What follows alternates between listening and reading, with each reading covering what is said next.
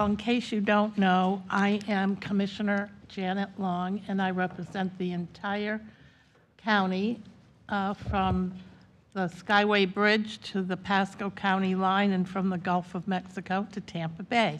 So if you're in that geography, you're mine. Now, I'm going to go ahead with your permission and call this meeting to order this morning because out of respect for the people that are here and your time as well, we already know that we're going to be very pressed to have a quorum.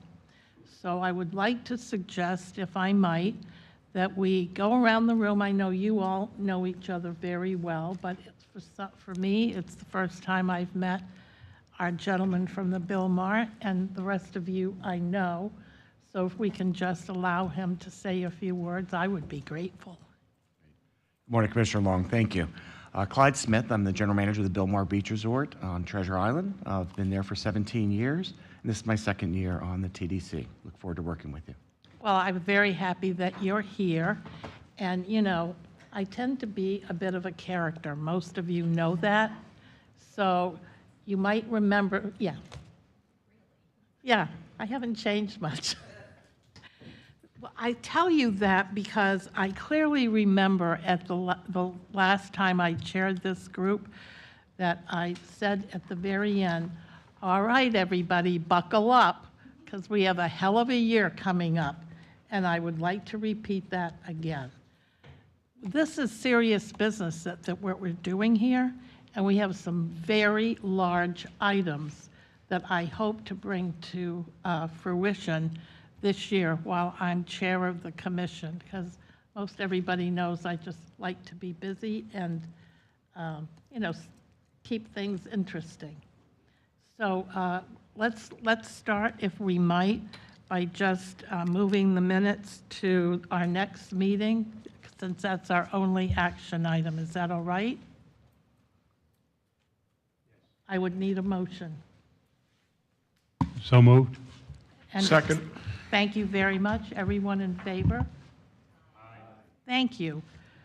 All right. I've gotten through my comments, and we have welcomed, we were going to welcome Councilman Gertis, but there's a U.S. Council of Mayors that's meeting today, and I understand that for our mayors, that's where they are. So, and for Melinda Pletcher, well, what can I say? She's coming from St. Pete Beach, so unless she started at 7:30, if she's coming, we don't know. She'll come along in due time. All right, now we are on approval of the minutes, and so if I might have a motion on that to move it to the next Motion to meeting. approve. Thank you. I didn't think we had a quorum for that. Oh, we're just deferring it. I apologize. Thank you, Counselor. Keeping me straight. And do we have any, Stacy, do we have any public comments today?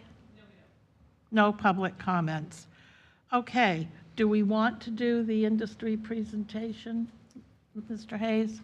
And who do we have here to do that? Our industry presentation, we've got Jeff Klaus from St. Pete Clearwater International Airport, as well as Jackie Hartnett, who's the president of Starmark, which is the ad agency that the airport works with. Well, welcome. I'm so happy to see you here today. Interesting little side note, my oldest son is flying at your airport today. Oh, wow, that's fantastic. Yeah. Flying out as a passenger or Pilot. as a pilot in training? Not really. He's got over 5,000 flight hours in an Apache helicopter. Okay, wonderful. So he's transitioning from that to fixed wing. Okay. As a helicopter pilot myself who transitioned into fixed wing, so I can appreciate what he's doing. So Oh, I can't wait to tell him that. that's great news. Thank you for If he ever sharing. wants to talk with me, door's always open. So welcome and good morning, Commissioner and TDC members. Pleasure to be here and Happy New Year, of course. It's the first meeting of January. So I have exciting news to share with you if you haven't already seen it in the news. We set an all-time new passenger record for 2022, as you'll see there on the screens. 2,445,919 passengers passed through the doors of St. Pete Clearwater International Airport in 2022. You'll see the subsequent years following that. Prior to that, 2019 was the benchmark. Super excited that we surpassed that in 2022. So as you know, the destination saw an incredible rebound on the heels of COVID, and certainly we saw that at the airport. So in 2021, passenger traffic was up 67% from 2020, and in 2022, as I stated, up 20% from 2021, and surpassing that 2019 level by 7%. We had 8 record-breaking months in the year of 2022, and July 2022 was our biggest month in our history. We added 2 new destinations last year, making a total of 63 nonstop destinations. Those 2 destinations were from Allegiant Airlines to Akron, Canton on March 4th, and then to Clarksburg, Morgantown, West Virginia on March 11th. So hopefully there's a lot more of that to come in 2023. Little crystal ball as to the outlook. The industry is still experiencing a pilot shortage. And it's not just pilots. I mean, the focus is obviously in the headlines is pilots, but it's support personnel. It's flight attendants, it's mechanics, it's the people that, load your luggage on the ground, take care of you at the ticket counter. So this is an ongoing issue. It's not just specific to the airline industry. Of course, it's across all industries, and you know that, working in the hospitality industry. So it continues to be a challenge. A lot of the industry experts are saying maybe by 2025, there might be an adequate supply of pilots just to fill all of the slots, and maybe we'll return to the times in which, again, there's just more airplanes flying and there's plenty of capacity. But capacity, by and large, has been reduced.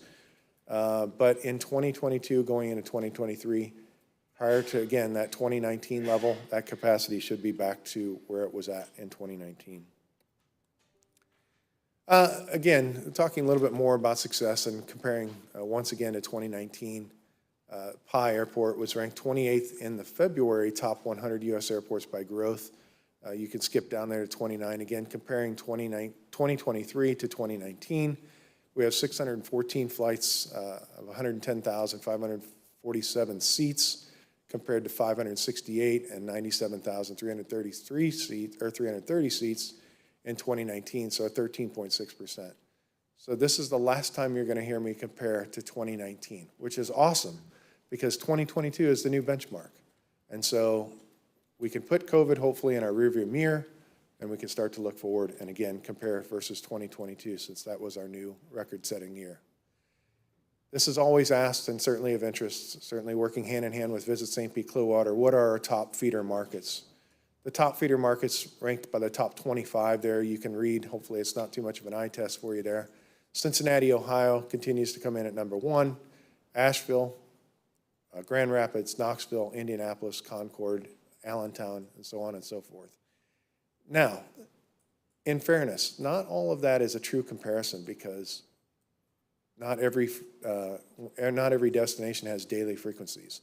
So in those top 5 markets, top 7 markets, there is daily frequencies where some of the other markets that are further down on the list might have less than daily. So at minimum twice a week. So again, not really a true apples to apples comparison, but shows you the top markets and how they performed.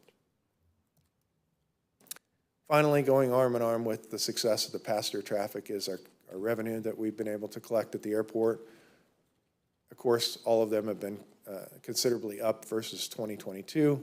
You'll see rental car revenue, paid parking, food and beverage, news and gifts, ground transportation, all 30 to 40% up. So in terms of revenue, we collected really good, strong revenue that helps us going forward, certainly in doing some projects that we would like to do in terms of expanding traffic coming into the airport. So I'll let Jackie now talk about some of the marketing initiatives that we've done in 2022 and our success. Good morning, everybody. Happy New Year. So we'll start out with a bang here. We, this summer, represented the area in PI, where we attended the Governor's Conference for Visit Florida. We were happy to achieve one of the highest honors, which is a first place in its category. We brought home a Henry for creativity and public relations. And this is the activation. I think those of you who were with us last year got to see the video recap where we reunited folks who saw the Tampa Bay game and the Super Bowl. What's important about the activation is not only the fun and the recognition, but is to remember that because of the press coverage and the social media, we were able to garner 60 million media impressions with a really high return based on the cost of the activation. Plus, we all had a lot of fun. And as Steve knows, we're a little competitive when we attend the Visitors Conference, Visit Florida Conference, so we were happy to bring the hardware home for Pi. We have a brand new campaign this year, Everyone Loves Pi. It started in this fiscal. It leverages our memorable airport code, some clever word plays. Low fares are the cherry on the top, baked into every nonstop flight with a big slice of easy. Pi has an easy route. So we're promoting the Evergreen campaign in our feeder markets and here locally, as well as a key market for Key West. We also updated our video assets. Last year we showed you the B2B video that we are using to recruit airlines and other services to the airport. This year we updated with the footage and took some new to communicate to consumers, both local and in our feeder markets, showing off all the low-stress ways you can experience the Pi Airport, from our art installations to the Italian market, and those of you who have seen in our very own OCC Chopper. This is edited for not only organic social, but paid social ads so people can see it in their feed. I think if I click, is there special to make it play? Welcome to St. Pete Clearwater International Airport. PIE. Your hometown airport has sweetness in the name. Because that's how travel should be. And you know what goes great with Pi? Sweet getaways from Tampa Bay to more than 60 destinations across the US and Canada, all nonstop with low fares. Every experience at Pi comes with a side of fun. A dash of local culture. A spoonful of local flavors. And welcome surprises.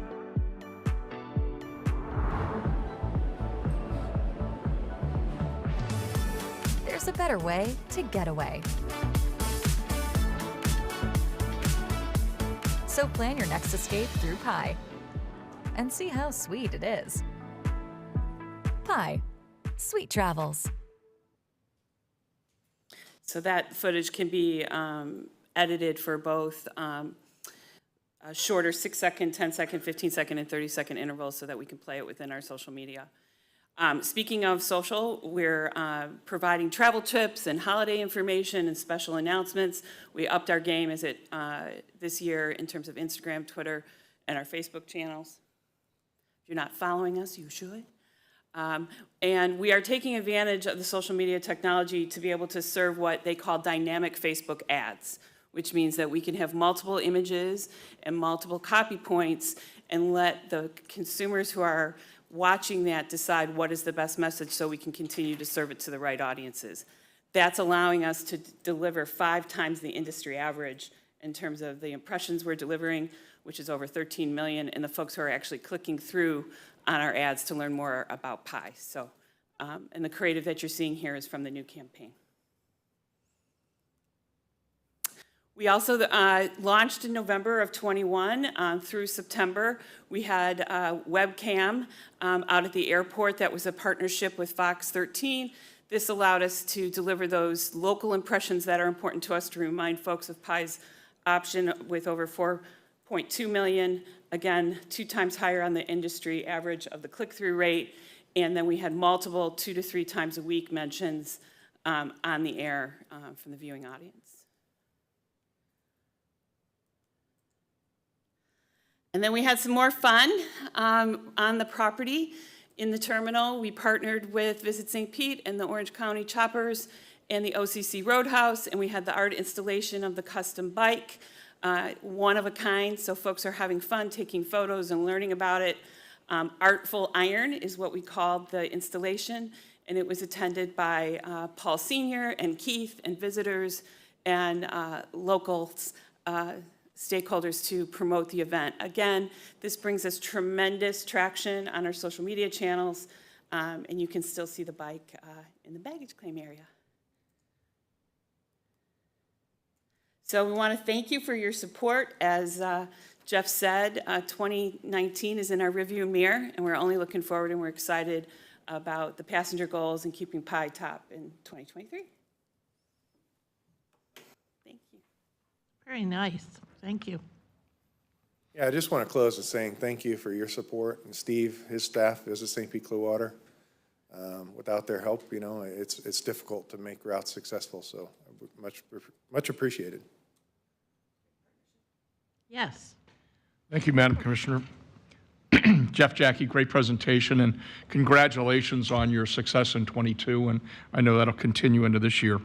You know, with the success of the airport, the growth, is there a strategy in place to look at specific cities or specific airlines that we could solicit and try to get them to deliver service to Pi?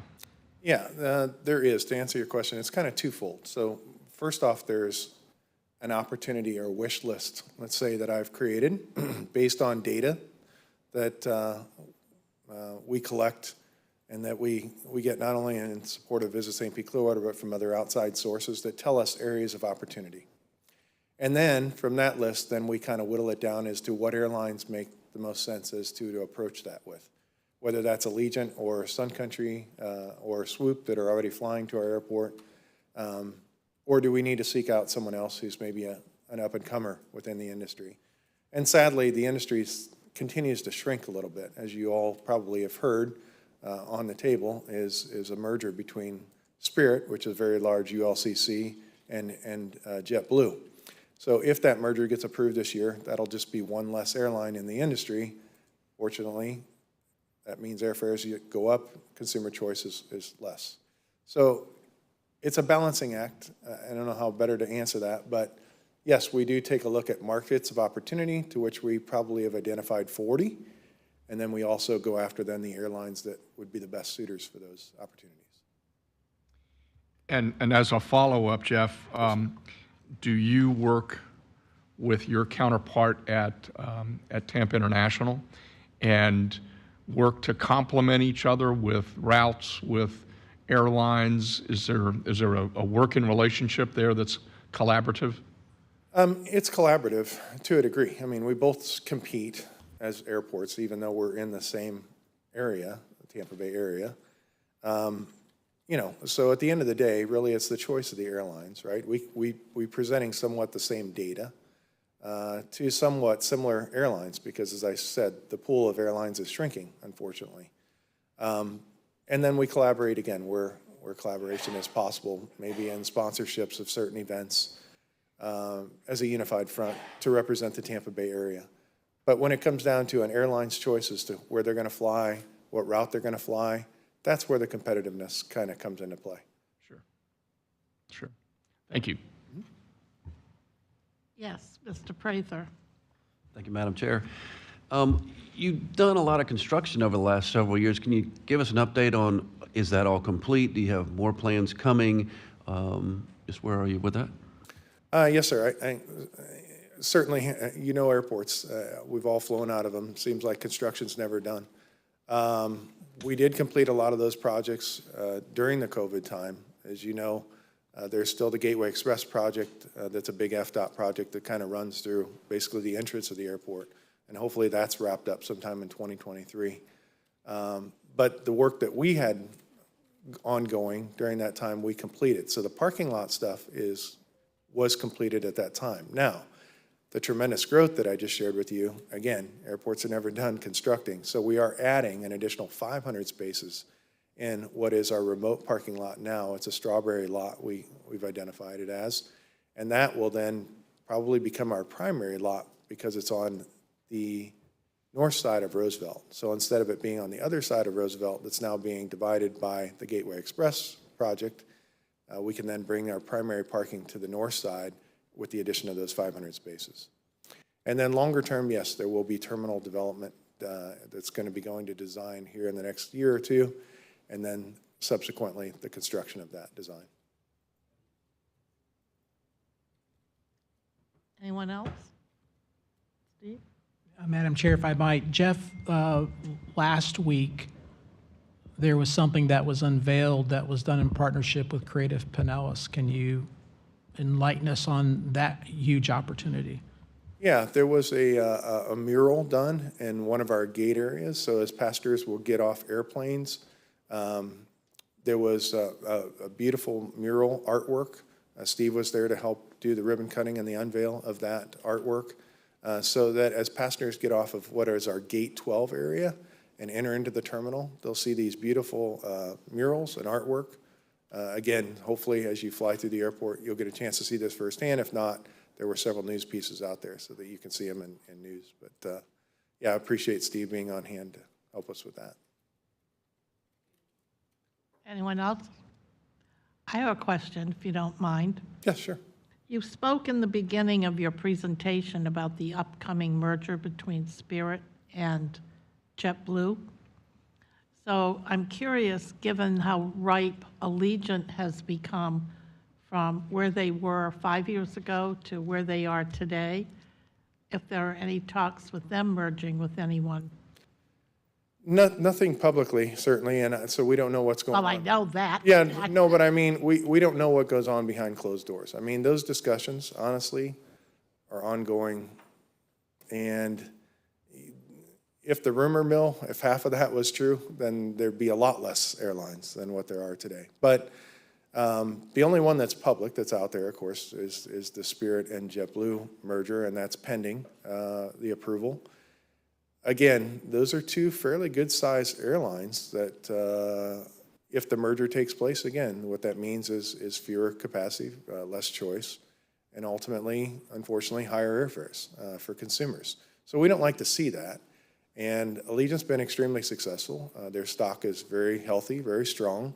They're expected to take delivery of upwards of 100 new aircraft starting later this year. So again, looking at the future, at least we're not hearing of any merger news where they're concerned. Their business model has been successful on its own, and I don't foresee that we will have any of those types of discussions. But it's anybody's guess, really, because we don't know what happens behind closed doors, and deals get done, and you just don't know about it until they're made public. That was very diplomatic. We hope not. Well, we certainly hope not. And again, in terms of, you know, their revenues and their economic health, they're a very strong airline. Just taking a look at their stock compared to other airline stocks, again, very robust and very healthy. Thank you. Anyone else? Well, thank you both for the lovely presentation. Very, very informative. Appreciate it. Thank you all. You're welcome. And Steve, do we have, what else do we have? Madam Chair, next on our agenda, department updates. On this one is an advertising update. We've got Katie Bridges and Carmen Boyce. So from Katie from our staff, and then Carmen from BVK.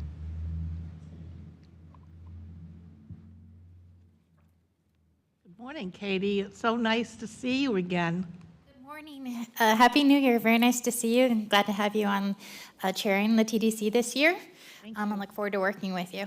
Happy New Year, everyone. I just wanted to come up and just wish everyone a Happy New Year and really share how excited I am for Carmen's presentation. She had shared a deck with us at the, back in December with a media recap of all of the staggering results and accomplishments that the team put together. And so Steve and I were like, yes, you need to share this with TDC. So it's just a great recap and some results from the campaigns that we ran last year. So I'll turn it over to Carmen and she'll present to you. And if you guys have any questions afterward, just let us know. Thank you. It always makes me nervous presenting numbers like this because it kind of sets the bar. Not every year is as good as we had last year, but it's very exciting to share it with you. So thank you for having me. And before I get started, a couple of quick quick notes. A lot of the information that I'm going to share, you've seen through various presentations, and this is kind of pulling it all together. Destination Analysts, as you know, presented a couple of months ago results from a study that they do on our behalf after our fall-winter campaign. And that survey lets us know the performance of our campaign. It lets us know how well we performed for driving awareness, intent, our media mix, what our ROI was.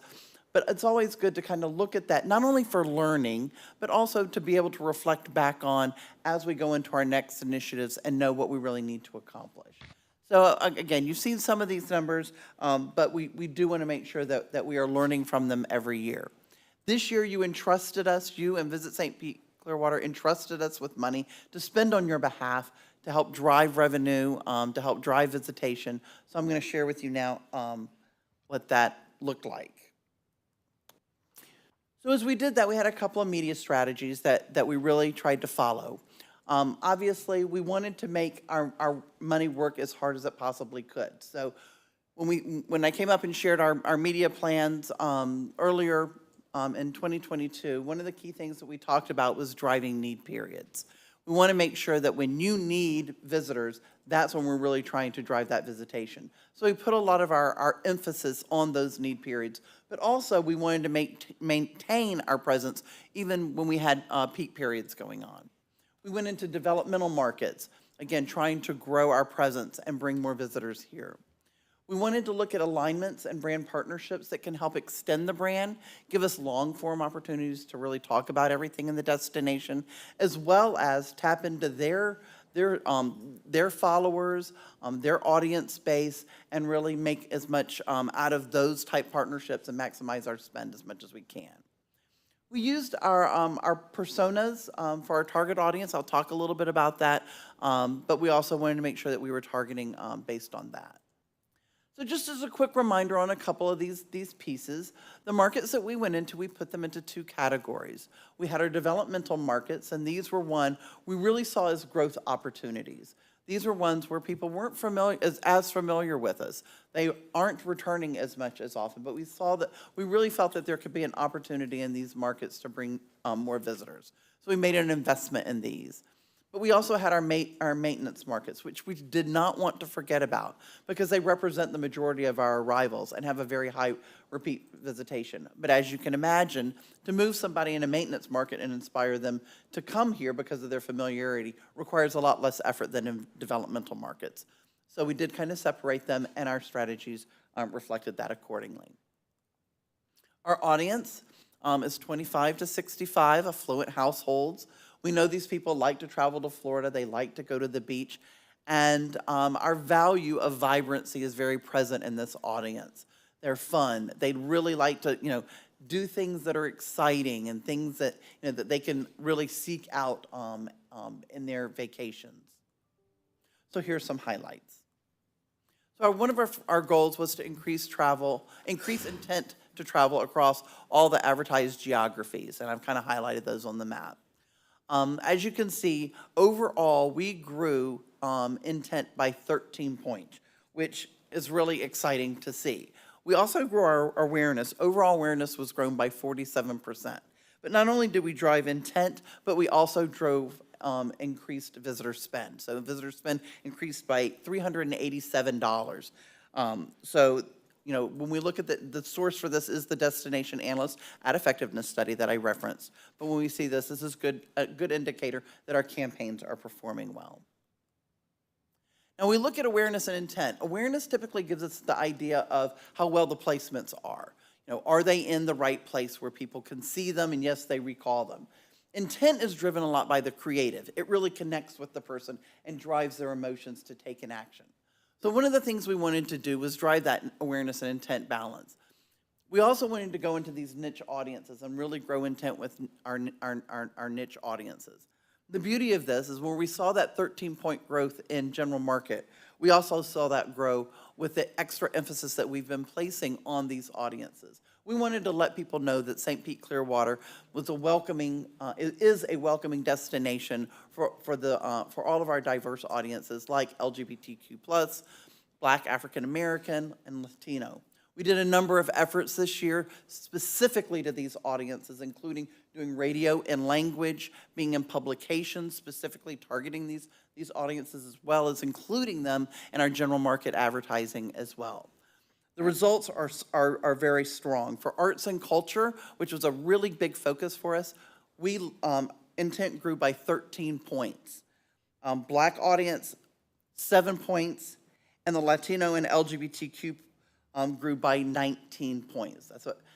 So when I say I'm always nervous about giving numbers, when we have a lift like 19 points, that's a tremendous growth. So obviously it's going to be a little harder to keep delivering 19 points, but this year was a big year because we really spent a lot of effort targeting these audiences. So we're moving the needle, which is awesome.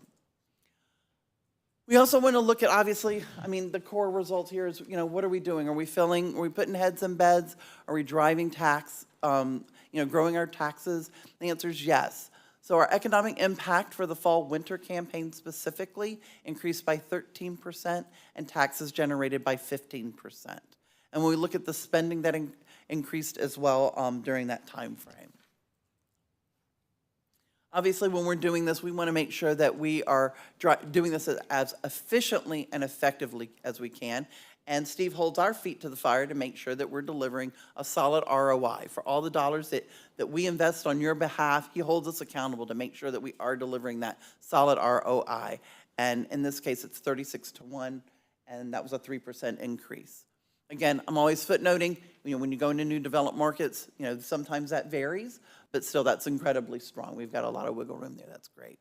And how do we do this? A lot of this was delivered by the media value that we were able to deliver to you, which was an incremental $8.48 million in added value. So I'm going to take you through some of those results. So we set the year with our goals, impression level goals, at 1.24 billion impressions that we wanted to deliver for you. We actually delivered 1.9. And as you can see, our initial spend was about 9.57, but the value that we got out of everything was $18 million. So let's start with some of the details on this, and I'm just going to hit on some of the highlights. I did share with Visit St. Pete Clearwater lots and lots of details on how we specifically delivered this, but I wanted to make sure that you guys can see a lot of this as well. So for print, we did this through a number of ways. We negotiated additional distribution. We negotiated advertorials with just about everything we did. With City and Shore, we were able to upgrade a spread, upgrade our standard 8.5 by 11 to a spread, and get inside first page positioning, which is just incredible positioning. With Encore in New York, we got added bonus ads, and with Garden Gun, not only did we get the advertorial, but we also got some digital assets. And this delivered $2.26 million in added value. One thing I want to take a pause real quick for. A lot of the results that I'm going to take you through are delivered by people back in our office that are working hard for this. Pete Winiger, who's our director of media, and Callie Murphy, who's handles all of our activations. Them and their teams are the ones really responsible for it. It's exciting when we have great creative to show you, but a lot of times some of the numbers and some of the less dry information isn't as exciting, and they really work hard behind the scenes to make sure that all the creative is in the right place and hitting the right audiences, and they do the right job to make sure that we're delivering this. Now, they do that, but for a couple of different ways. One is they have great relationships with our media outlets. They've been working with people for a number of years so that they can take advantage and get us additional benefits that you're seeing here. Also, they're shrewd negotiators, so they're really hard when it comes to trying to get more out of, as much as we can, out of the dollars that we spend. So I want to give them a little just nod because they do a lot of hard work to deliver this on your behalf. At home, and this is a great example of a relationship. On our out of home, as you remember, we did these car wraps in multiple markets, and we had the L train wrapped in Chicago. Both of those stayed up for over 3 weeks past our flight. Now, when we paid for a month, that's a lot of money, but we were able to get $2.53 million in added value for these staying up. And the reason they stayed up was because they liked our creative, which is just awesome. When you have them calling and saying, can we please let it ride for a while because it's nice. we take the benefit of that. And going into Orlando, as you know, we're in Tampa and Orlando with messaging, and we were able to negotiate 50% off the rate card in Orlando, which is a pretty impressive number. For broadcast, we have Jennifer Murphy in our office, who's a fantastic broadcast buyer. And what she does is with all of the impressions and the additional $3.52 million that we were able to deliver with TV and radio, was her negotiating for lots of added value, for anywhere where we can get additional impressions, additional spots, billboards, additional ads. She was doing that for our buys. Activations. Now, activations, I'm going to talk about a little bit separately. You will recall that we were in a number of different places this year. We went to Nashville when Tampa Bay, when the Lightning was up there for the Predator series, and we had a very strong presence. And we didn't just go up there with an activation. We went with an integrated program so that we were there for Winter Park in the open area where people would come and go with our booth, which was awesome. But we also were in the game doing a giveaway. We had our wrapped vehicles swarming the arena. We had out-of-home boards driving people there. So it was a very integrated campaign. When we went to Chicago Lights, Zoo Lights, up in, we had, again, a wonderful campaign where we had a remote, we had iHeart promoting people coming to visit us in the booth there at the zoo. We had a great presence there. And you guys all remember our Unwind and Be Kind campaign that we did with Trash Colin. Where we invited everyone to come and visit us in the spring. We wanted them to unwind and have a wonderful trip, but we also wanted them to be kind. We wanted them to be kind to all of our staff. We know, we still were having staffing challenges. Lines would still be a little long, so we wanted them to be patient and set the expectation that that may happen. But we wanted them to be kind through that. We also wanted them to be kind to our resources. We wanted them to be kind to the beaches. And we had, for that month, we had beach cleanups, for which Colin posted on. We were able to get $100,000 in additional media through what we were doing with our Unwinding Be Kind campaign. But the PR we got out of that was resounding. We had lots and lots of media coverage to the tune of $700,000 in incremental value, which is just phenomenal. Adventure Studies is another thing that company that we partnered with. This is a program, it's a 10-minute series that aired in October on Bally Sports. This is a fantastic program because it allows for us to have what I call longer form. Our print ads and spots are fantastic, but we always like to look for partnerships like this that allow us to tell a little bit more about the destination. And this highlighted fantastic things that people may not know about. The beehive on top of the museum, going and doing, catch and cooks, doing some fun things that, again, may be a little off the beaten path that people may not know about. The airings to date were 149, and when I did this slide for Katie and for Steve, we had a 2.19 ROI. But we've pulled the recent numbers on this because this is still running.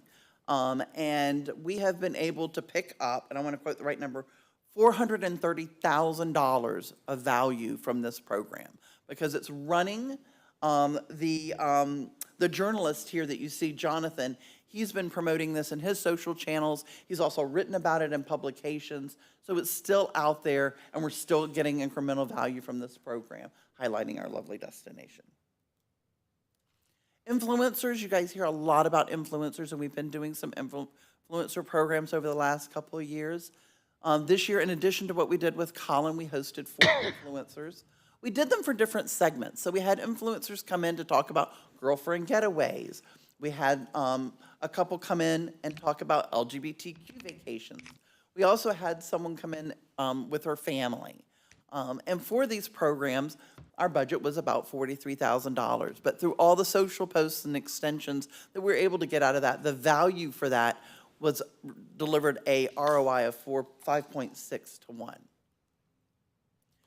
During the strategic plan, one of the deliverables out of that, or conversation points, was how do we make sure the community knows and knows the value of tourism? How valuable is this to our community and to our livelihood? So one of the things that we've started doing as part of reaching the community this year was a partnership with iHeartMedia, with 970 FLA and the Florida News Network, where we did interviews with Steve, as well as others in the community to talk about tourism. And this was aired on weekdays during the morning with Ryan Gorman and then with Melissa Fox that ran statewide. So FLA ran just Tampa, and the Florida News Network ran throughout the state. And we covered a number of topics. We talked about just general updates. Our past commissioner, Commissioner Justice, was able to talk about some of the numbers about really what the impacts of tourism meant to residents. Dr. Cynthia Johnson was there with Steve for one interview to talk about how close tourism and economic development really work together to make this a prosperous destination. Our Barbara was there to talk about arts and tourism and how important that is, how they really work together. And we had Colin join us to talk about our beach cleanups. So it was just a really great way, very organic way to get the message out, and we're going to be continuing these moving into next year.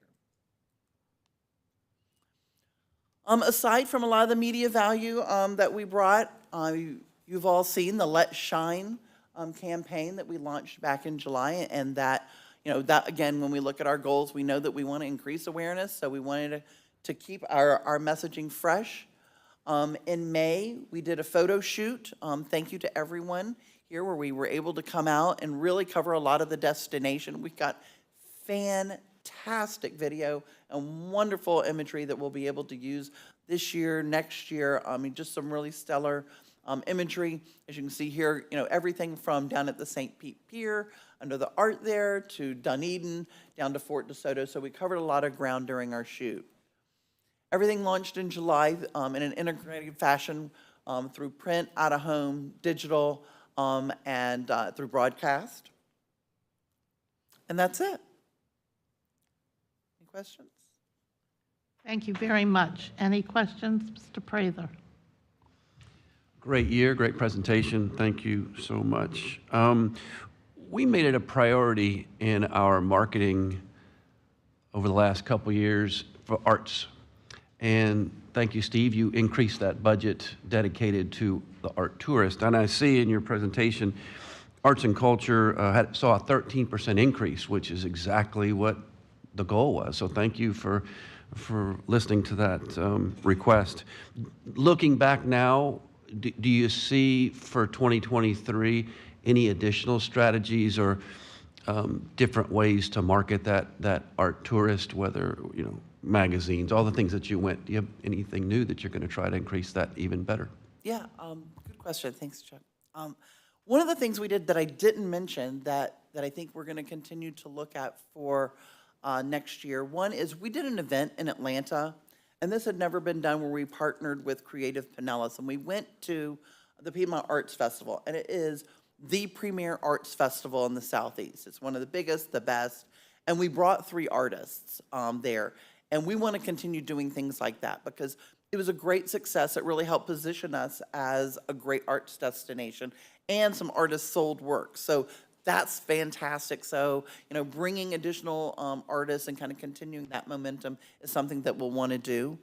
I think also with art, we are continuing running into our print and making that a very central point of what we do. We're also looking at it as it really is becoming more of a prominent message for us. Beach is number one. Beach is number one. But it is very much integrated into what we're doing, and our arts audience is very much similar audience to beach. We are working with Barbara on the co-op program that we'll be doing in Market, which will be something that we've never done before. So I think we've got a couple of new things that we're going to be trying for next year. Thank you. Anyone else?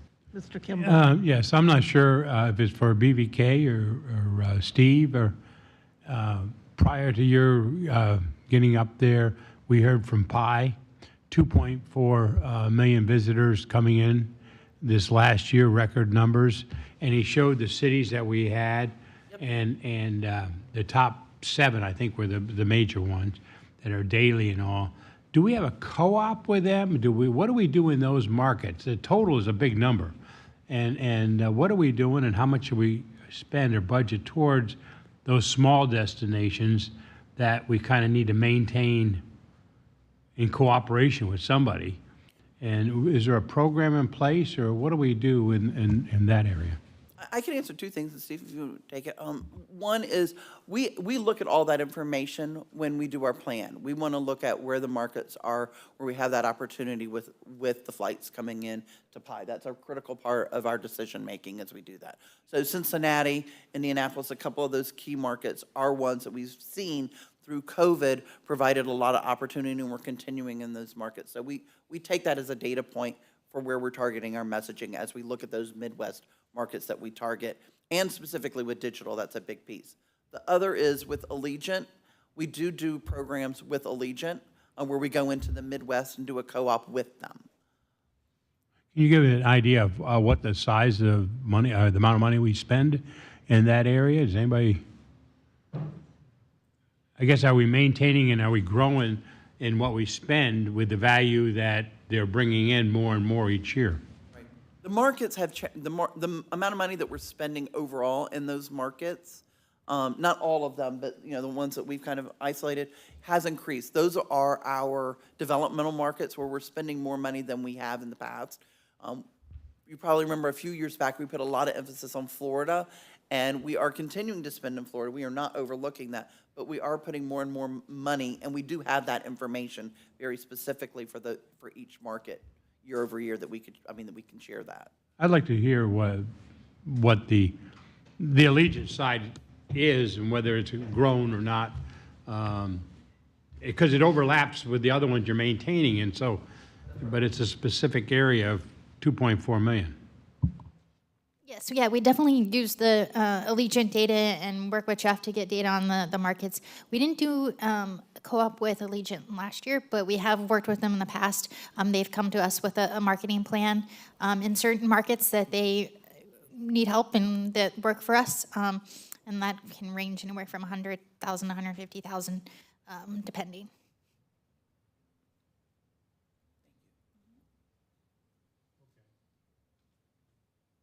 Steve? Thank you, Madam Chair. Mr. Kemp, the other thing that we do is, like, recently we were in Las Vegas and we went with a number of the different chambers in a co-op that we did with headquarters. And that was in conjunction with PI when we had a dinner with some of their key staff. So it was really a two-pronged approach from there. And then the other thing that Katie then looks at is what are the opportunities depending on the market.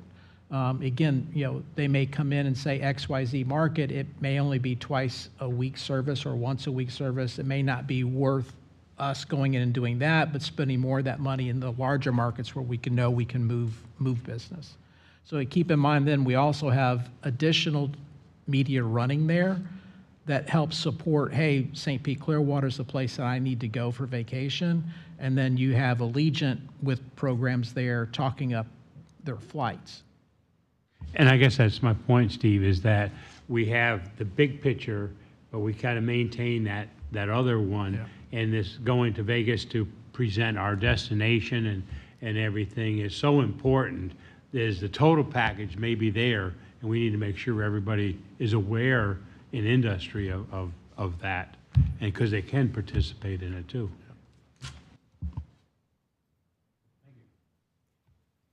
Anyone else? Thank you very much for that very in-depth and overall presentation, very informative. You're welcome.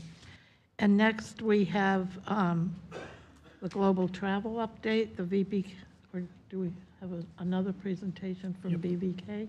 No, we have just I thought so. Yeah. Yeah. So the global, hi there. Hi, how are you? Very fine, thank you. Good morning. Good morning. Thank you for having me.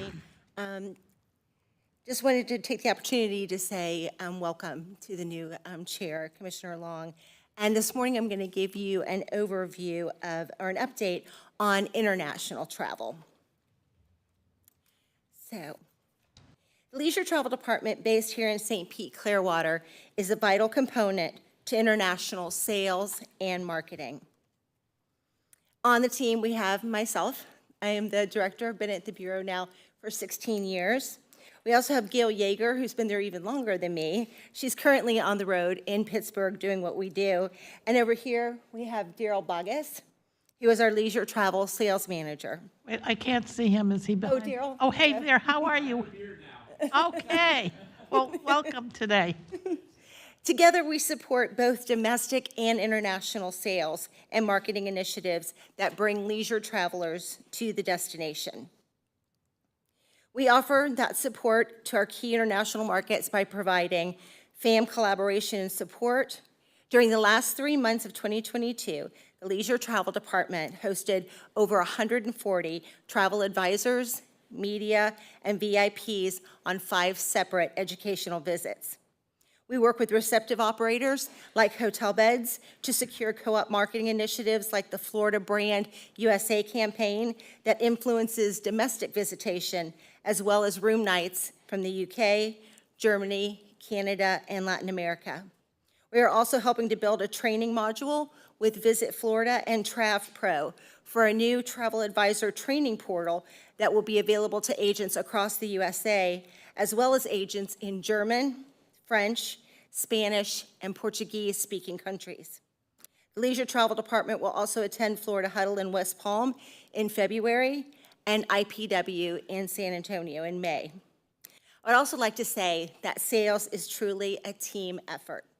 So thank you to all the other CVB departments that are just as vital to the success of leisure travel. We sincerely appreciate the support that we get each day. So let's take a closer look at our efforts in the United Kingdom. Effective December 1st, 2021, Pinellas County signed a 5-year term with Rooster PR and Kaus Media to handle both public relations and sales and marketing responsibilities as our representatives in the UK, Ireland, and Scandinavia, and Central Europe. For the first time, Visit St. Pete Clearwater has all these disciplines with one firm in each of these key markets. Our UK team is headed up by Jane Brooke. She is the account director and actively seeks and manages consumer and trade campaigns to strengthen the brand recognition and ultimately increase leisure visitation. Jane traveled to St. Pete Clearwater last January for Florida Huddle in Tampa. She also attended the post-Huddle FAM and the Virgin inaugural FAM just back in November. Charlotte Wright is responsible for the strategic direction of public relations with a focus on strong return on investment. Rosie Crass is also on the PR team with an emphasis on developing and pitching news and event ideas and working with top UK travel journalists on media and influencer visits to the destination and supporting marketing campaigns and events with the wider team. And Daisy Hutchinson is responsible for the day-to-day communication with the travel trade, tour operators, Visit Florida, and Visit USA committees. She manages trainings, FAM trips, and writes the monthly trade and consumer newsletter. Daisy has visited St. Pete Clearwater 7 times in the last 10 years. She comes every year on vacation with her family, and she also attended the Virgin Holidays FAM back in November. Some key accomplishments from the UK market. We participated in a headmaster campaign. This was a consumer campaign in 55 hair salons across the UK. We had over 4,700 consumers opt in for our UK newsletter. We also worked with the Telegraph newspaper campaign on a 6-month targeted awareness campaign. We also did an outdoor activation at the Big Feastival, which is a huge food festival, and we had over 700 entries to the Win a Holiday Prize during the 3-day event. We also, of course, during the year do trade events and training in the UK, Ireland, and Scandinavia, educating key travel partners. And of course, our UK office was very instrumental in everything with the launch of Virgin Atlantic. They participated in the inaugural FAM, the Trade FAM, the Mega FAM, all of this to support launching the new daily service and working with journalists and trade partners as well. So let's take a look at what the Virgin Atlantic inaugural beach day looked like when they were in market.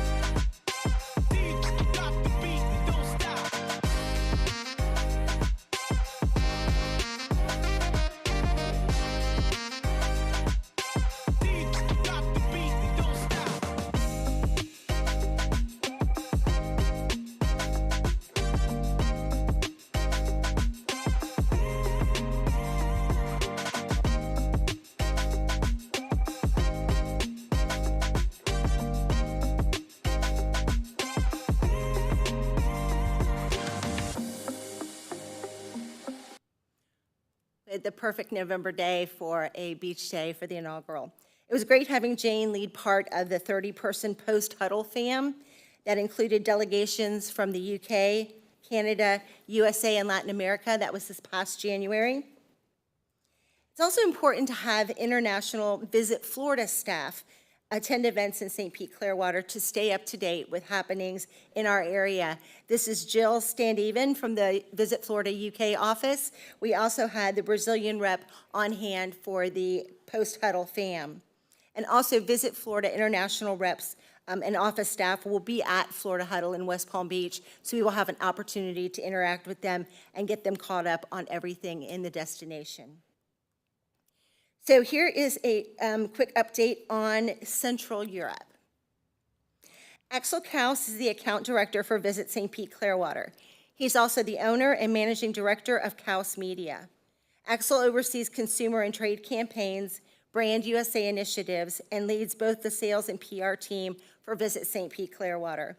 Axel knows our area very well and visits often as he has a home just south of St. Pete Clearwater. On his last visit over the holidays, Axel spent time with us in the office, getting caught up with staff. Ralph Studman is responsible for planning and implementing sales and marketing activities and promotions with consumers and trade, and is the key contact for tour operators across Central Europe. Prior to working for Kaus and Visit St. Pete Clearwater, Ralph worked for TUI, which is one of the largest tour operators in Europe. Next, we have Stefan Hager, who works on the PR side of our account and works with social media, influencers, press trips, and media relations. Julia Denning is the PR and communications coordinator, and Mika Bozic is account support for sales and marketing. And Mika coordinates trainings for tour operators and attends trade and consumer events across Europe. Mika joined Visit St. Pete Clearwater in Munich for our Bucks client events, and she attended the Dur Tour Campus Live fam that came to St. Pete Clearwater this past December. So some key accomplishments out of Central Europe. We did the Visit USA Roadshow with Visit Florida. This is the first roadshow post-pandemic. We went to 4 cities across Germany. We partnered with Visit USA committees in Austria and in Germany for trade and media events. We also attended Brand USA Travel Week Europe. It was the first time, again, since the pandemic that they had a live Travel Week Europe. We also attended a USA and Canadian experience in the Netherlands. Worked with Connect Ryson, one of our Swiss tour operators, on a major promotion. Of course, we did the Buccaneers promotion in Munich, and then we did our first major consumer travel show in Germany. Dur Tours Campus Live was a fam that they brought back this year. They bring in 5 groups of 20 travel advisors. The groups were spread across Florida for 5 days and then brought back together in Orlando to talk about their experiences. And Mika, who attended the closing event over in Orlando, said it sounded like our fam was one of the best. And I mentioned Brand USA's Travel Week Europe in Frankfurt. Daryl from our team actually attended with Axel, and Travel Week Europe will be in the United Kingdom this coming year. And of course, VSPC had the opportunity to be in Munich with our partners at Visit Tampa Bay for the Bucks game at Allianz Arena. We invited airline and tour operator CEOs, managing directors, key media, Florida product managers, and others to join us for events at the Hofbrauhaus a few days prior to the game. We also hosted a VIP media dinner with Commissioner Justice and Steve, and then we spent time with customers at the game. This event will be remembered by these valued customers. I wanted to give you just a quick Canadian update as well, since we're talking international. Vox International is the representation company for Visit Florida in Canada, and we work very, very closely with them. We participated last April in their first Canadian sales mission post-pandemic, and they're looking at a spring 2023 mission. It's being planned as we speak. We're also working with Vox on Branch Up, which is a Facebook initiative for travel advisors. It's a free travel advisor platform for agents across Canada. Again, I mentioned the travel platform with Visit Florida, TravPro. That Visit Florida training program will be available for Canadian travel advisors as well. We're looking forward to product launch with Travel Brands, one of our major tour operators, and we are working on marketing programs through Brand USA with Air Canada Vacations, and possibly WestJet. And then there's always a Canadian delegation reception at IPW, giving us an opportunity to network with all of the major Canadian operators. We also have amazing account support from Susan Webb at Vox, who is Visit Florida's account managing director, and Leanne Goltz, who is the trade account manager. Both of these ladies have been to our destination many times and love it and know it well. So at the last TDC meeting, Mr. Kimball asked me a question. He was asking what is different post-pandemic, so I thought I would touch on a couple of those things. In-person trade shows are back, and we plan on attending as many of those as possible. But it's a different landscape for businesses post-pandemic. Many members of the travel trade are now home-based, so we need to continue to offer virtual trainings for home-based staff. We want to increase educational FAM visits because we firmly believe these visits provide the travel advisors with the best tools to take back to their customers to influence travel. We will continue to build on our relationship with Brand USA to create marketing initiatives across many international markets. And we will look for future partnerships with other Florida DMOs and Visit Florida to participate in co-op sales programs when applicable. We will continue to support shows like international shows like IPW and Florida Huddle.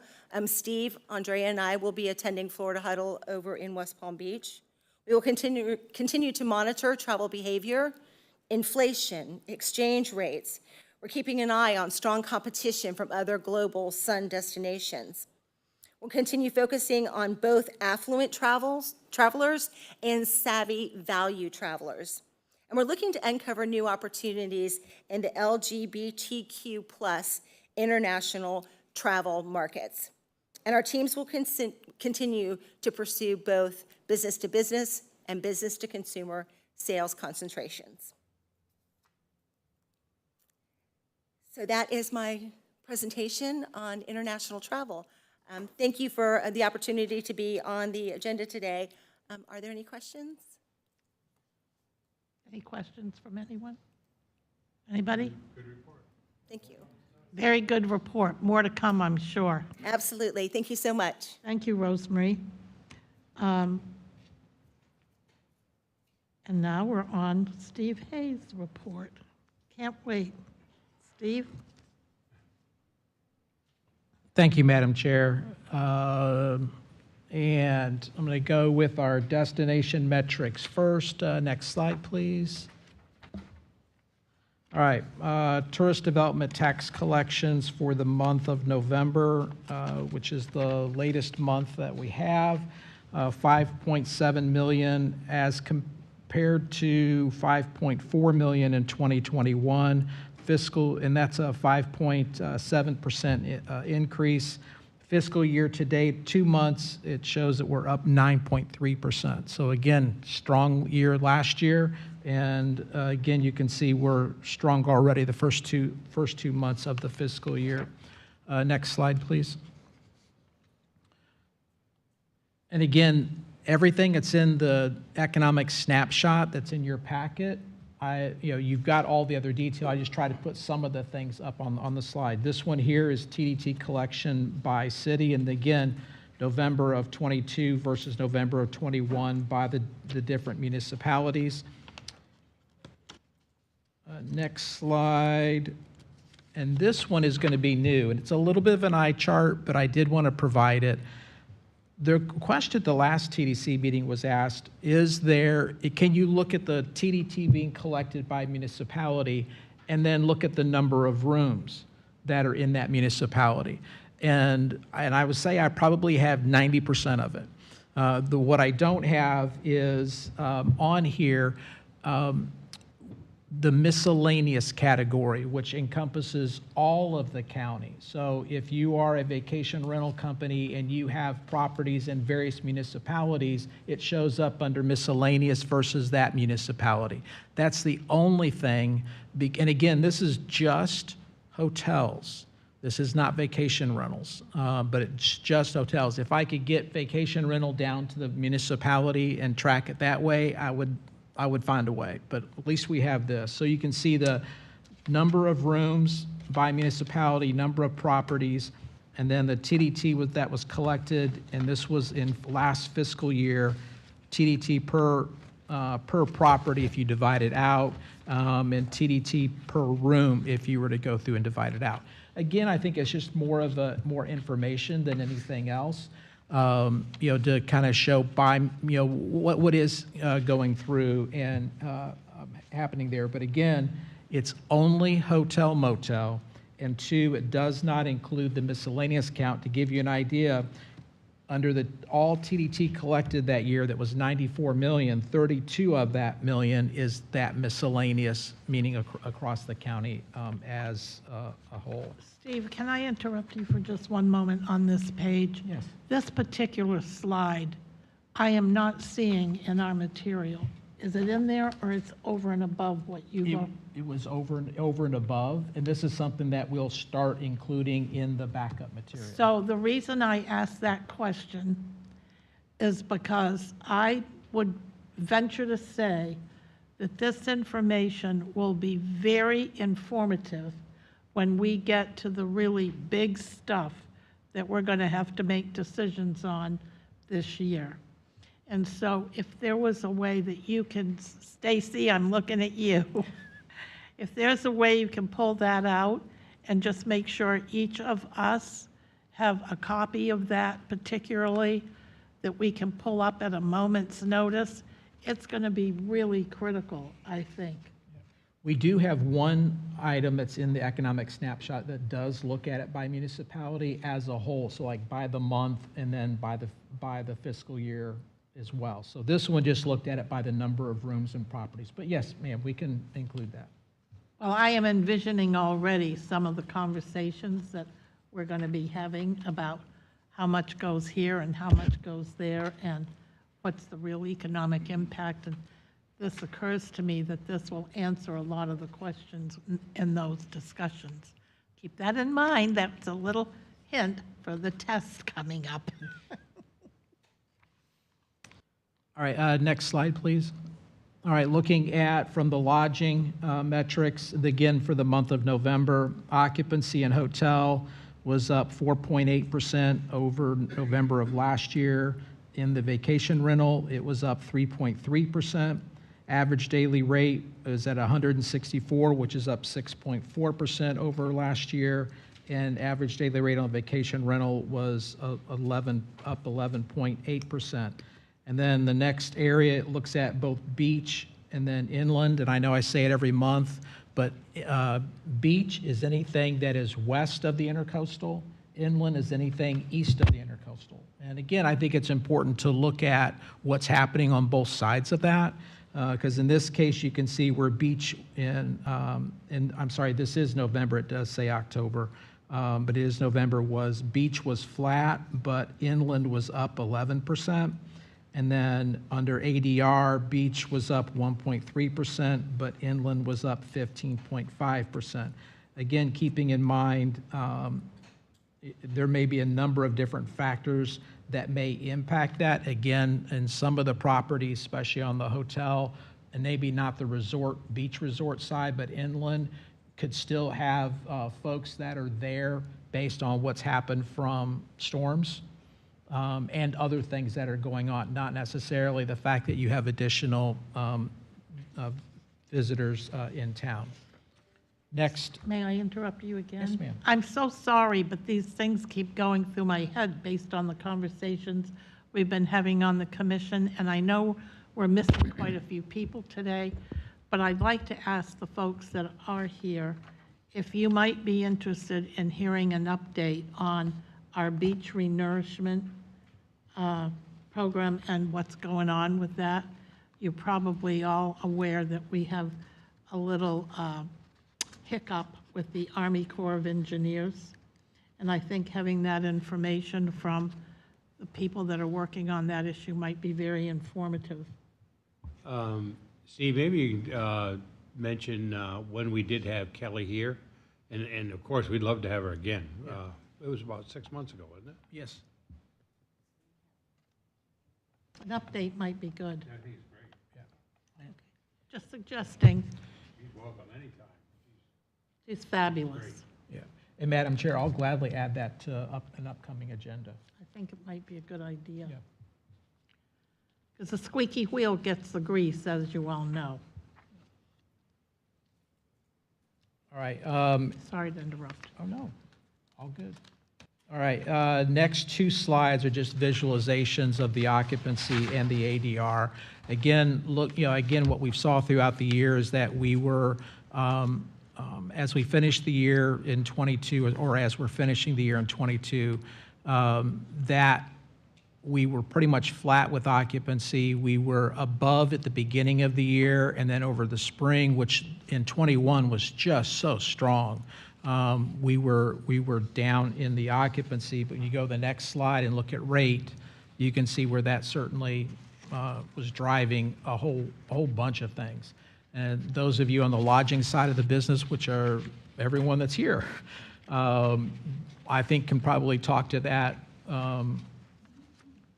in depth as far as what's happening rate. I did look at a Smith STR forecast that they had for '23, and again, looking at rate and occupancy, again, occupancy being up a little bit, but rate being stronger. And I think, again, it comes back to demand, people still wanting to travel, but also the product. And what they want. In fact, one of the things, and I'll talk a little bit later, is gets back to the whole thing with on vacation rental. I'll get to that in a second. All right, next slide, please. All right, this one is destination metrics for vacation rental. If you look at November, again, you can see where we were with occupancy, ADR, RevPAR, but also average length of stay. In this case, we're up in all four different areas. When we go to the next slide, this goes through, and on this one, we go 90 days out. So in this one, January to March, which when you look at it, it's spring travel season.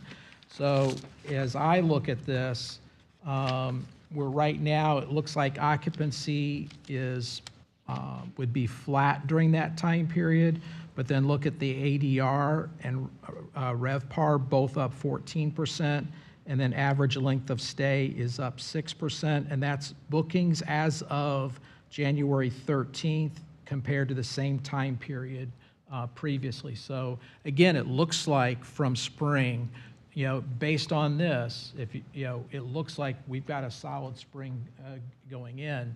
And I say that because one of the items I wanted to bring up, we had a call yesterday from the Grand Prix and looking for rooms. And they've got people calling their office and because of the availability and the event that's happening, plus in the middle of spring travel. I know over on the beach side, there is certainly I think it looks like there's some availability. We will be having something going out to hotels saying, if you have availability, if you have a rate, if you've got a package, if you've got something they can make available to fans that are coming in, that would be great. But when you look at the downtown proper in St. Pete, I went on 3 different booking sites and was not showing anything, so. And I think you'll find that the same pretty much for all of our occupancies, because the dates again are March 3rd through the 5th, Friday, Saturday, and Sunday. So it's, conflicting with the maximum occupancy. Yeah. So I just wanted to add, when you're at this point, Madam Chair, from previous times, and I know as a commissioner, you see all of these, but just to update, this has become, from a vacation rental standpoint, having the key data people working closely with VSPC to be able to break out and have these separate numbers. Because, we, as an industry, had been lumped in. The STAR report only covers hotels. So there weren't really any manageable statistics that could show the vacation rental and how hugely influencing this has been overall. So thanks to VSPC and Steve to be able to get this together, and that's why you see these reports broken out separately. And you know, it's Well, thank you for that information, because I wondered how we were measuring vacation rentals, since it's always such a hot topic in the legislature. The amount is almost a third of the taxes spread across the whole county that's new over the last 10 years. It just keeps growing. How do we track that? Mr. A. Yeah, how do we track that? So, and this is something I'm going to start adding to this report, because the tax collector's office does track it by if it's a hotel motel, if it's a vacation rental management company, if it's an apartment, if it's a condo.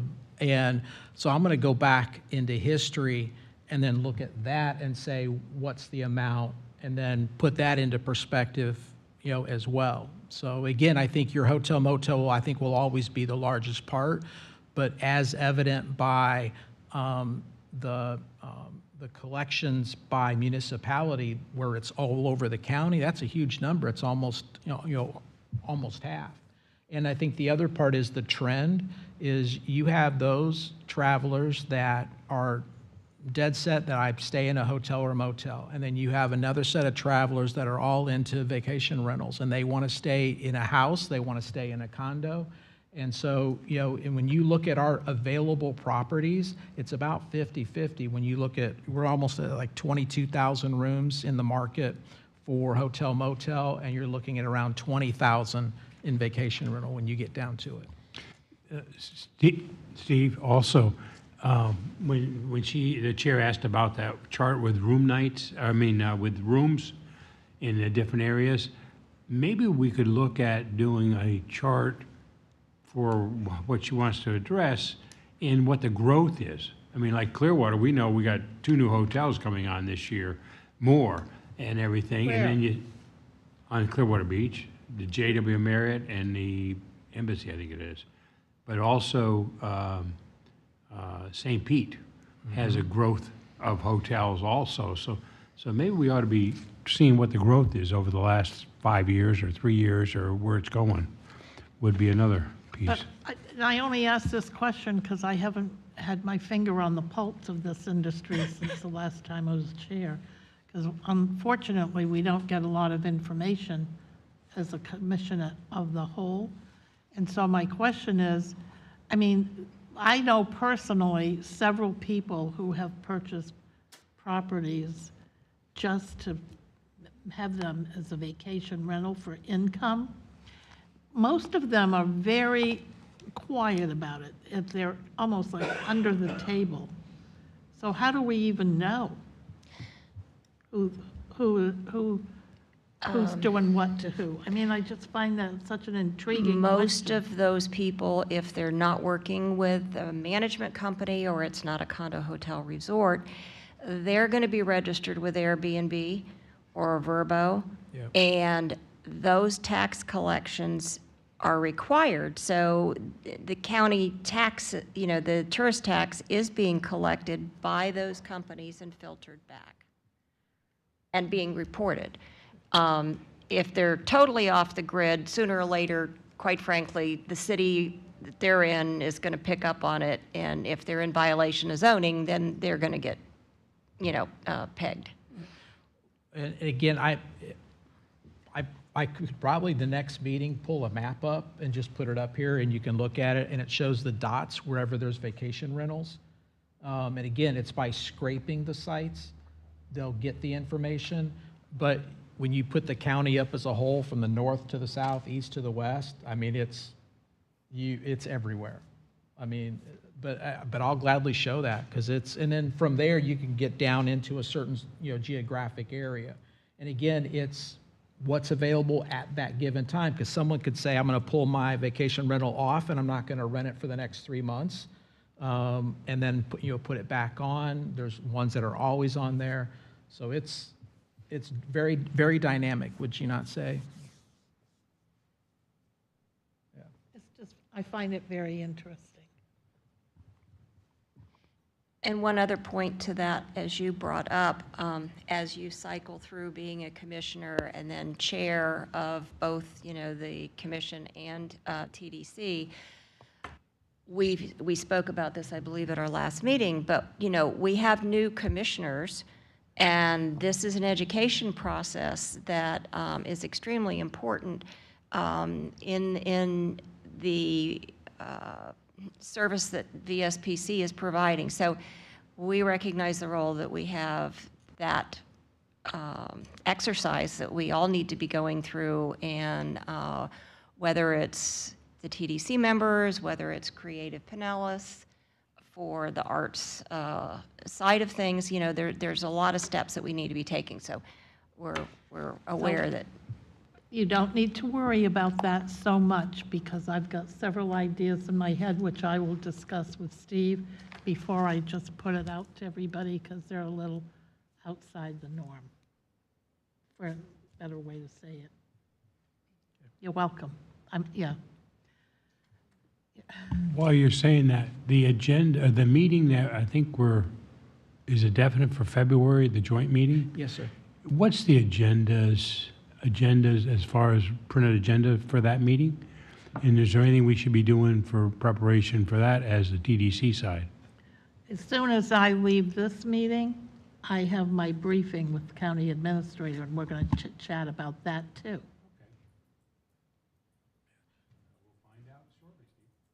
Well, in the last meeting that was scheduled before a tropical storm interrupted that, the agenda item was to go through and talk sports facility. We have a report that'll be provided from SFC on study that they've done, one, and then two gets down into capital, and being a very broad topic. I would venture to say that it might be quite likely we'll have more than one joint meeting with the county commission, because except for one that I remember several years ago, I don't recall that it's been an ongoing thing to meet with the county commission, which I've never quite understood, just because it's so vital to our entire economic development here in the county, wouldn't you think? So I think it's important for you all to know what's coming down the pike on our agenda, so that you can be prepared, and vice versa. Okay? I told you to buckle up. Go ahead. All right, next slide, please. All right, this one talks about the visitor profile for November. A couple of things I wanted to point out. Average time from the decision to arrival day, 86% increase, went to 82 days, was 44, and we've been hovering around that 44 mark for several months. This was a dramatic change. And again, if that shows up again in December, then I think it shows a seismic shift in the planning time period, which means from the agency perspective and our messaging, we need to make sure that we're further out. And again, based on our lodging providers that are here today, I don't know what you guys are seeing, if it's something similar, but again, this was a shocker to me. Mean number of days spent in the market was up 54%. Mean number of nights was up 65% to an average of 4.3. We did see a decline by 9.8% of average income, down to $98,000 from $109,000. And a couple other things that I did note in there. One was first-time visitors, to me, was up more so than in the past, which is a good sign, because as we get new visitors, and if they enjoy, which if you again look at the data suggests that they do, then it becomes easier to retain them for future. So A. And then B, the other part was international visitors. That was at 11.5%. And so you're starting to see that come back. But again, it's still down compared to where we have been in the past. So those were two things that I know additionally that I noticed that I wanted to bring up from the visitor profile. And I think that's very important that I had made a note on that to bring up. Thank you for mentioning about the first-time visitor going from previously was 34% to 41.4. That's huge. And I was just curious if you have any inkling or possibly, you know, from the BVK side, and I'm hoping that it's not because they can't go to Fort Myers and Sanibel Captiva. So we've seen a lot of people, you know, in our booking realm that are booking here because they can't go to their all-time favorite place. You know, we'd like to believe that when they get here, they're going to want to come back because we have, you know, I think better beaches and so much more to offer and all of those kinds of things. So we may have that new repeat business, but that's a very interesting statistic and quite a jump over what we've ever seen previously in terms of first time. So it's a new day. Anyone else? Yes. Thank you. We've talked, Madam Chair, one area that was lacking international travel, which has begun to come back as we've seen. And then Russ is pointed out how our group sales, our corporate business, it just didn't exist from COVID. And then we hoped in 2023, I believe Russ thought his prediction might be coming back. Do you see, or Steve, do you see 2023 as the return or the partial return? Where are we with group and corporate sales? We're a big group house right now, and it's booking, and the inquiries are there, and everything. I think they're back. It's back, but I think also it's a specific market, price-wise, and everything else, and so that maybe in my tier is stronger, and it's a lower percentage at a higher rate at more premium hotels. I know I just came last night from the Biltmore down in Miami, and big. So I think it's coming back, but it's specific industries and everything right now still too. That's how I see it, Steve. If I could touch on that a little bit, I think there are two things happening. On the group side, I think you're starting to see that coming back. On the corporate business travel, I don't think it's coming back yet. And I think that's because you have companies that are having to make decisions, well, do I spend money on that or do I hold back? You know, so you've got some economics that are coming into play with it. But on the group side, on, you know, especially what's probably bread and butter for us are the smaller meetings, again, don't have the conference center, convention center. I mean, we have the leads we're putting out. What we're running into is availability, A, or B, the rate. And again, you know, from a property standpoint, you know, I've heard, you know, some looking at it saying I can get X from Leisure Traveler or I get Y from the meetings. Which one do I really want to take and which one's in demand right now? So that's kind of what I'm seeing. Yes. Thank you, Madam Chair. I can just speak for Innisbrook and Salamander. We have not seen the return of our convention conference market as robust as Russ, what you're describing. It is getting better, but our estimations are looking at 2024 before the group market is back to pre-pandemic levels. The inquiries are there. We're seeing more of those come in, and that's encouraging. But the through the doors business, we're not seeing it yet. And part of that might be the larger conventions typically have a longer lead time, so they may be deciding today to have the meeting, but it may not occur until the back half of '23 or early '24. Thank you. Anyone else? Steve, you have more? The other thing I might add as well is I think it's to be cognizant of in what's happening across the Bay. So as an example, in July of this coming up year, they have a extremely large fraternal conference, that's a conference convention that's going to be taking place, 15,000 people. And keep in mind, when you have that type of conference coming in, that it's filling up a lot of rooms there. And so that compression also bleeds into over here. Again, they might be able to get a room, let's say in the Carillon Park area in downtown St. Pete. They may even stay on the beach, but also just other general business, going over. The other thing is, look at what other big events that are happening. I kind of chuckle on this one. Our daughter's getting married, April 15th. Well, that is the same weekend that Taylor Swift is playing 3 nights. And, we're trying to, thank God we had our hotel rooms already booked, but now, now some of them are talking 2-night minimums, and it's those things like that we just got to watch to see what happens, because that'll also impact the market over here. But we're still bullish on the meetings and conference market. The team is out actively trying to get business, looking at it both short-term and long-term. So I think that's critical.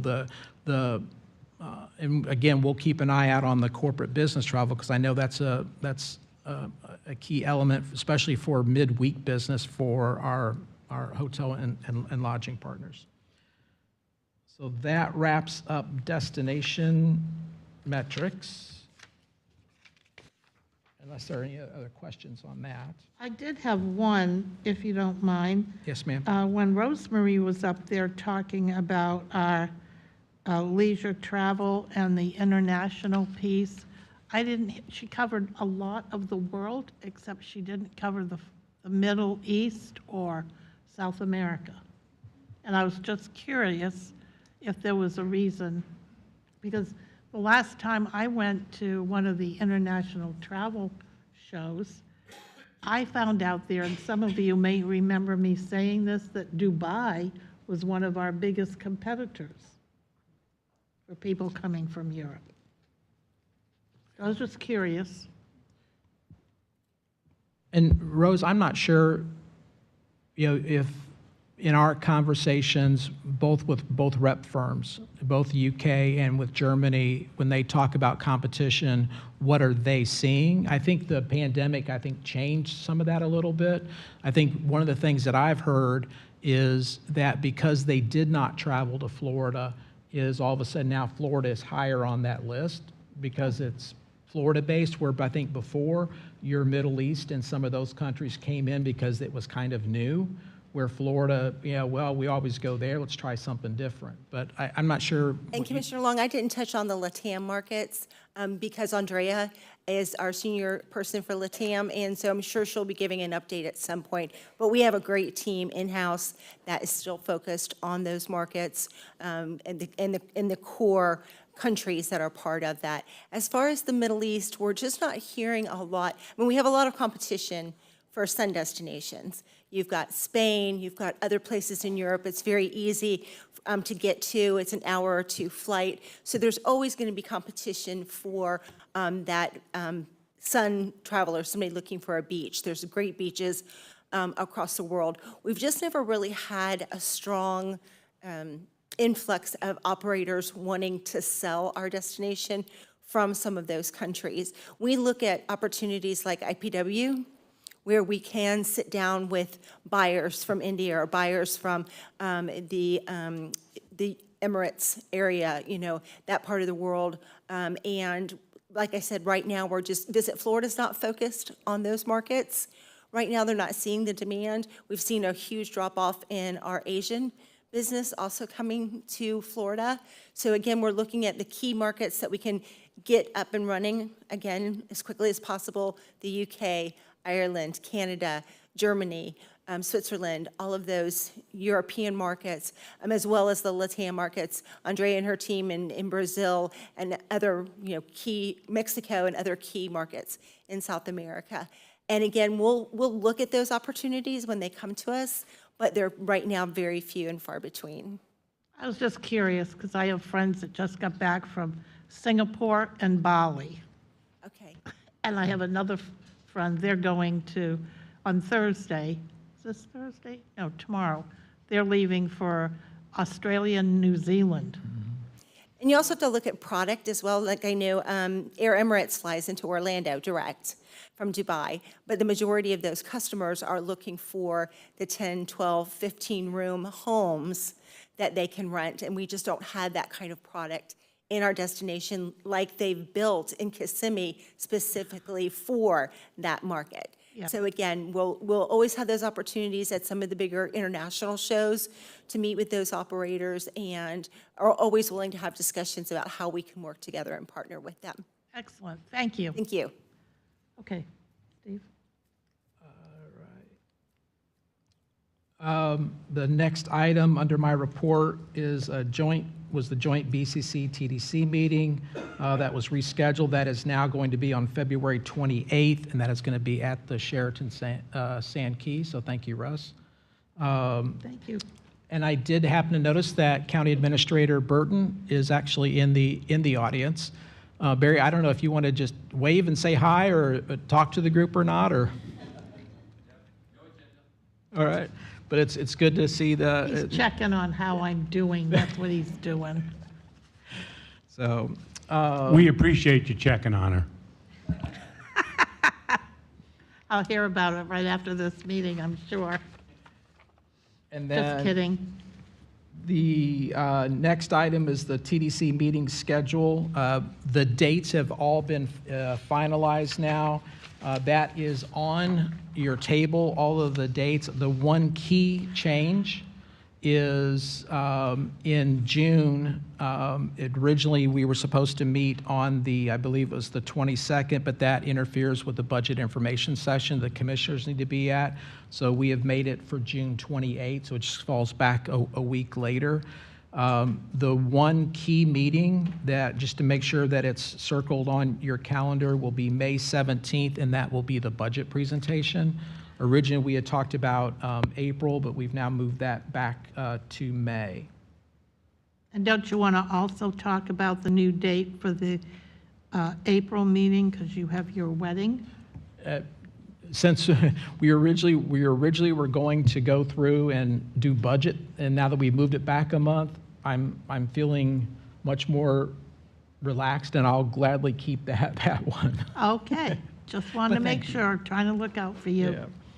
So, Okay. And then we also added in the joint meeting on February 28th. So this is the schedule. I think Stacy went through and sent calendar invites out to everybody. So hopefully you got those and accept that and get it clicked on your calendar. Location, same place that we have been meeting, same time, 9 to noon. Any questions on the schedule? Russ, you have any questions? Okay, anybody else, any questions? No? Okay, it looks like we're good. So everybody's going to be here, right? Yes. Got plenty of notice now to work around anything else that comes up. Could I say something? Of course. I just flipped my phone to check the 28th, and I have some real sad news. I don't know if anybody else has got it yet. It came in to me in the last 10 minutes. David Yamada, who was the first general manager of the Wyndham Hotel on Clearwater Beach, who I heard a week ago has retired, he has passed. What? And this came from Miguel. It's just what I'm reading right now. And it's great sadness. I have no particulars on anything except Miguel said that there would be a memorial next week and keep it posted. This was sent to the innkeepers and restaurateurs on Clearwater Beach minutes ago. Oh, that's so unfortunate. I'm so sorry to I didn't hear know that. he was sick even, so. Anyway. Do you know any more, Clyde? Yeah. No, I only knew that he'd retired and something was going on, and he was going to be with family out in Las Vegas. His daughter just got married. He was the president of FRLA Yeah, and resigned from that. Very sad. He was a great leader. sure was.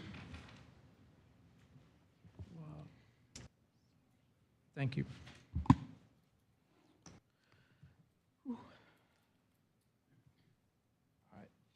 The last item I had was an employee recognition, and one of the things that we go through and do is at different milestones of employees with Visit St. Pete Clearwater is to recognize them on certain anniversaries. And one of the ones that just celebrating or celebrating 5 years is Tracy Nix, who works in our marketing department. Now, I don't believe Tracy is here, but you know, again, when you look at the staff that and what they're doing on behalf of the industry and all of you, I mean, it's great that we can retain them and keep them here, especially with all the hard work. You know, Tracy, to give you a little bit about her, has served in a variety of different areas within Visit St. Pete Clearwater, but in the marketing realm, she is helping out in a variety of different ways, especially with any of our PR efforts, but also any of the marketing efforts. And she does this in the fact that she's also helping to raise some grandkids as well. And so you can imagine the kind of plate that she has. So we'll make sure Tracy's here at the next meeting, but I did want to bring that up. Again, it's just another way for us to go through and recognize staff.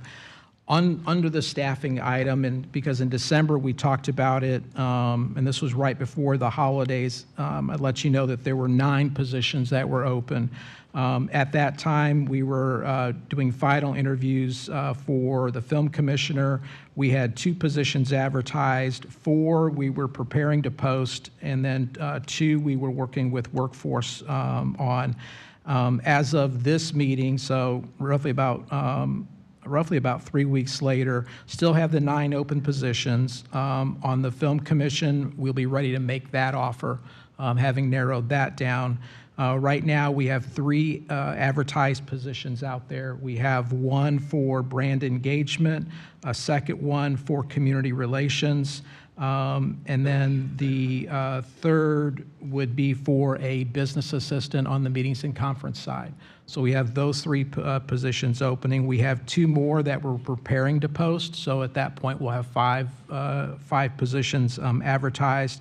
And then the final 2 under for workforce is we will have those all prepared and ready to go within the next 45 days. So we're moving along in each of those different areas, but I wanted to give you guys an update as well as the audience out there that are watching today of what's happening from that perspective. So, Madam Chair, that is all that I had on my list. Very good. Thank you very much, Steve. Did you have? A question? Okay, hold on. Mr. Prather, and then Doreen, and then Mike. Thank you, ma'am. Just a quick one on the open positions within your organization. How often, or is it a good thing for internal promotion? Are people applying for those jobs, or is it just they have to go through workforce or however you're advertising? Well, actually, we've had several positions that we've actually filled internally. And so, like, for instance, the open position for a business assistant for the meetings and conference side, we actually promoted the person that was in that position to do the Florida sales. And then the Florida sales gentleman, Brian, now takes over another territory. So we're actually able to move people up from that. Same thing, and I may let you guys know last month with Liz, she went from working for me and driving her nuts to now going to work in the LATAM area. So again, internal promotion there. Also on the sports side, an earlier position we had, we promoted somebody internally and then went out and hired a position from there. So those opportunities do exist. Thanks, Steve. I applaud you. Mike? Thanks, Madam Chair. Steve, any specific updates on the open VP of Sales position and/or Chief Marketing Officer position? Yep, on both of those positions, those are the ones that I said we'll be out advertising for in the next 45 days. Part of it is from a workforce development standpoint. I wanted to make sure that we had the right classification for the position to reflect the new duties that they're going to be doing, which were different from what they were previously. So once those are advertised, then probably look at about 60 days to fill it from there. Yeah, those are critical roles. The sooner we can get them out in the market, the better. Yep. Yep. Did you have something, That was Doreen? just going to be my comment as well. Thank you for touching on that. You know, I realize that we're not private industry, that we do work within the mechanisms of the county.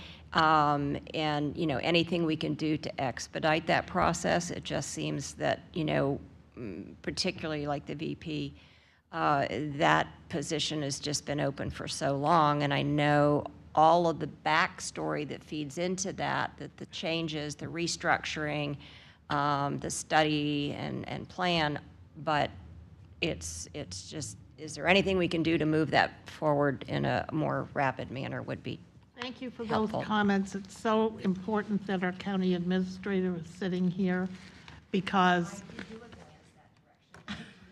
yeah, we can chat about that after the meeting as well.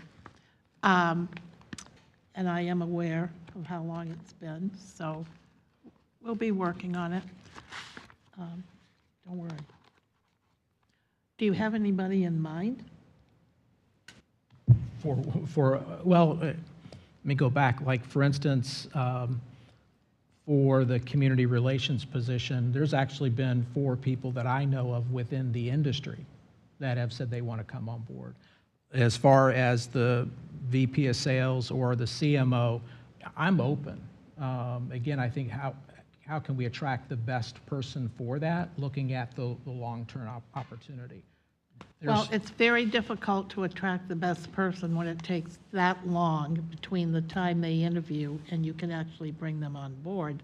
Most people need to work, and by then they will have moved on. At least that's always been my experience. Yes.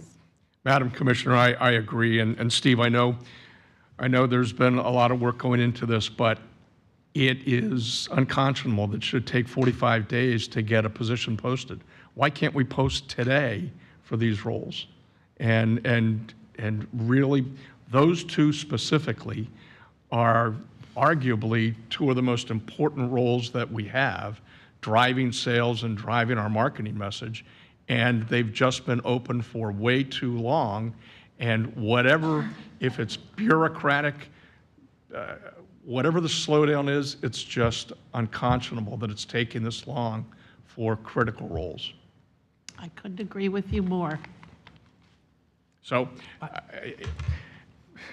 post them Barry, today. I don't know why we can't post them Would you like to today. say anything, or can we save it for later? It's up to you. Well, I'll address them a little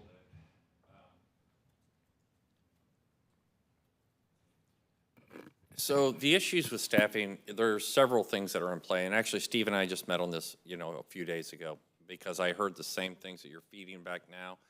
Is, little birdies kind of told me the same thing and the impact that it's having. Part of that's on Steve and getting his act together in terms of these positions. But we have well over 200 positions that are backlogged in HR for reclassification. So the critical piece is whether it's advertising. Advertising, he can do that tomorrow. Okay? If you want to get the job upgraded to where it has a higher salary, then it's got to go through a process. And here in the county, HR doesn't report to me. Reports to an independent board, and there's a huge backlog there that is impacting all of my departments, and I'm livid about it, all right? And it's going to be fixed, and I've already met with the HR department about that. So there's several things that are in place, so I don't know which side of the individual position that's on, whether it's reclassification, whether it's in advertising. We can control that, and Steve can get that out, and he needs to get that out, and we talked about that just the other day. If it's an issue of reclassification, then there's another layer of bureaucracy that I've got to go through that I'm trying to deal with as expeditiously as I can, because it impacts all of the different departments. So there you have it, right from the horse's mouth. And And I wanted you to be aware that I am aware of it, and it's important, and I know that it's impacting your businesses and our tourism industry, and it needs to be rectified ASAP. it actually, not that I'm going to get on a soapbox, I promise you, Barry, but it actually impacts our entire county when we have this kind of a hiccup in a particular department. But I do have to say that one of the things I have really enjoyed about working with Barry Burton is he's a lot like I am when it comes to having a sense of urgency, and he does not put up with the nonsense. So if there's anyone that can work through the bureaucratic nightmare of government, it's Barry Burton. Thank you. You're welcome. Okay, now deliver we'll on that. chat really after. I got to deliver, so. But thank you. Thank you. Okay, Boy, did he walk in at the right timing this morning. that's my Barry. Thank you, Barry. All right, is that good? Well, I think we accomplished quite a bit. We got a commitment from the county administrator. He can't do better than that. Right, Barry? Okay, on that, we are adjourned. Thank you so much.